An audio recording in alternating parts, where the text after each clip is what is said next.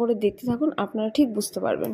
তো প্রথমেই বলে দিই, এটা কিন্তু ইলেকট্রিক ছাড়া কিন্তু কাজ হবে না।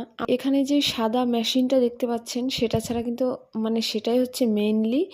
তো প্রত্যেকটারই হচ্ছে একটা করে জ্যাক আছে, সেইগুলো এখন সিস্টেম অনুযায়ী হচ্ছে সেট করতে হবে।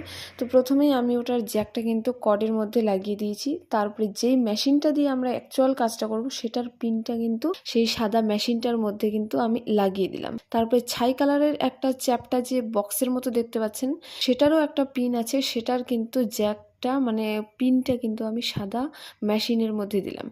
প্রত্যেকটার সঙ্গে প্রত্যেকটার কানেকশন আছে। আর এই যে ছোট্ট ছাই কালারের টাইপের যে চ্যাপটা বক্সের মতো আপনারা দেখতে পাচ্ছেন সেটা কিন্তু থাকবে সবসময় আমার পায়ের নিচে।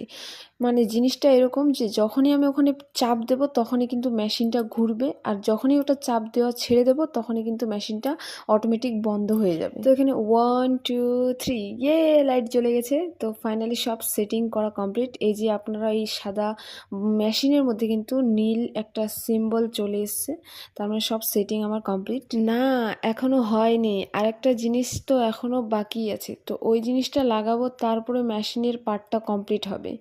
তো এই যে এখন আমি আপনাদেরকে যেই জিনিসটা দেখাচ্ছি এটাই কিন্তু মেইনলি, এটাকে ছিলাই কলম বলে। এটা ছাড়া কিন্তু কাজ হবেই না, এটা দিয়েই কিন্তু সেই জিনিসটা ছিলাই করা হবে। তো এই যে মেশিনটা দেখতে পাচ্ছেন, এখন কিন্তু সেই ছিলাই কলমটা কিন্তু এর মধ্যে লাগাতে হবে। তো এখানে কিন্তু ছিলাই কলম